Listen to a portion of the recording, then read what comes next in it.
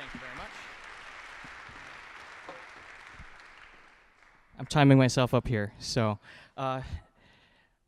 thank you, Stacy.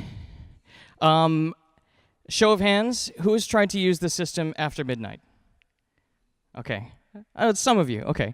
And who has tried to hail a cab to get back from a late flight or a train or a bus? Or tried to get to one?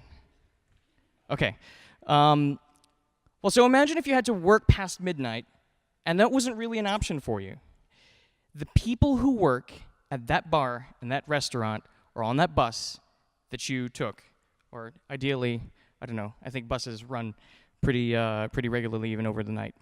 So my joke was going to be about how Saturday Night Fever and how Night Fever actually kind of celebrates the anniversary of the MBTA's cancellation of overnight transit service, but actually the MBTA stopped service, overnight service in 1960, and Night Fever dropped in 1978.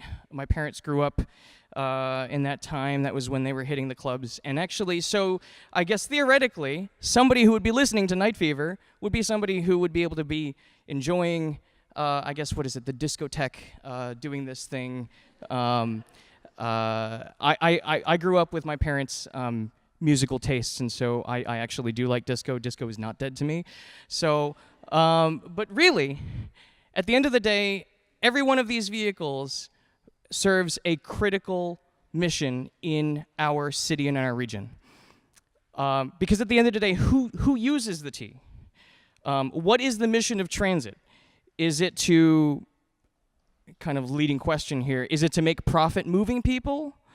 Or is it to get kids to school? Is it to get people to work? Is it to get customers to businesses? I mean, at the end of the day, yeah, we could all just, hail up one of these vehicles. But really, and unfortunately, this is the 66. Who has ridden the 66? Who has been stuck in traffic on the 66? Okay. Yeah, that's unfortunately not one of the buses that's in our network. But at the end of the day, overnight service is critical because we want and we need to provide a 24-hour, 7-day-a-week service through a network of buses that meet in the middle and offer you a time transfer so you can get to each one of those other networks. And to fill that critical 4-hour gap in service for that businesses and riders alike shape their lives around. In spite of that, some businesses already subsidize their employees' rides. What if we made that available to every single person, including the vulnerable riders who cannot rely on hailing every one of these every single night? And unfortunately, for better or for worse, the late night proposal that the MBTA did offer, both in the night owl service and the recent late night that got killed earlier this year, those only offered an additional 2 hours, 2 nights a week. Now imagine only being able to get to your job 2 hours in that time frame. And what do you do Wednesday night, Thursday night?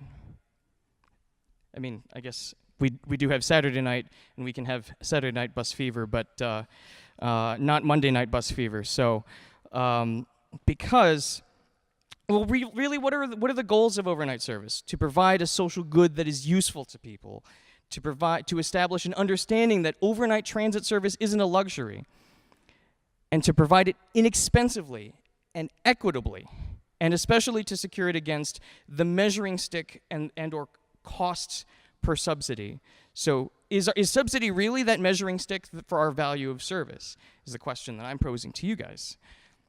Because, at the end of the day, there ain't no party like a night bus party, because a night bus party don't stop until everyone gets home or work.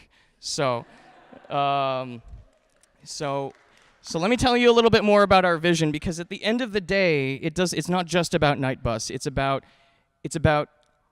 envisioning something better than the T. Because you know what?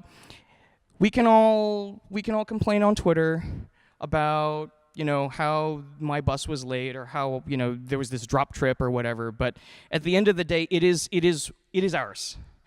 You can go to New York, you can go to San Francisco, and if somebody trash talks the T, you can bet you that there's going to be another Bostonian who's saying, no, but wait, that's my T, and that's my transit, and that's my commute.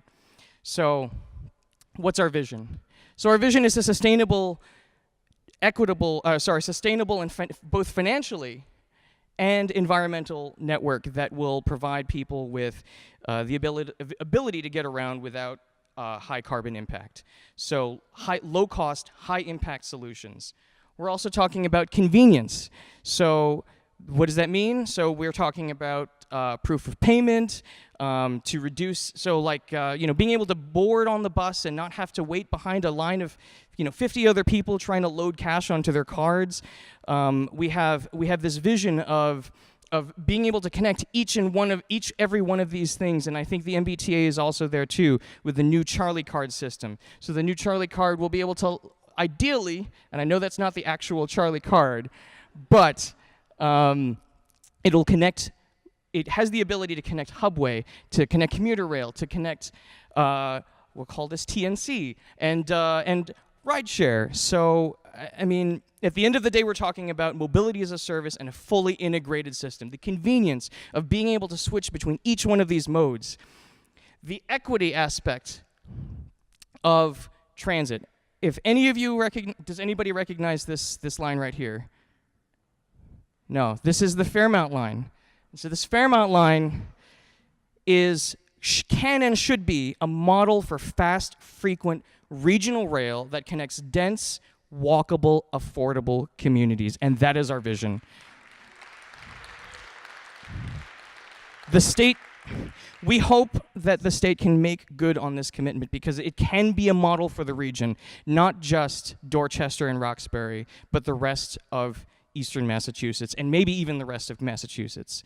We also have a vision for frequency and convenience and quality, time transfers at terminals and major transfer points, a high-frequency network. This network right here, this is San Francisco. This is their map. This is legible. You can tell based on each one of these lines. It's a little blurry for you guys up here, but if you go to the San Francisco network, you can see each one of these lines. It's not color-coded by line. It's color-coded by how frequently the transit or the bus comes.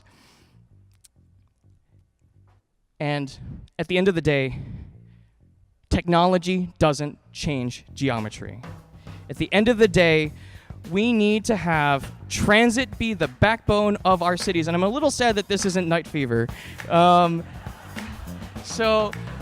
Help us build a better future. At the end of the day, we need to get this done. The survey closes on December 16th. If you want to help us out, send us an email at volunteer@transitmatters.info. Thank you very much.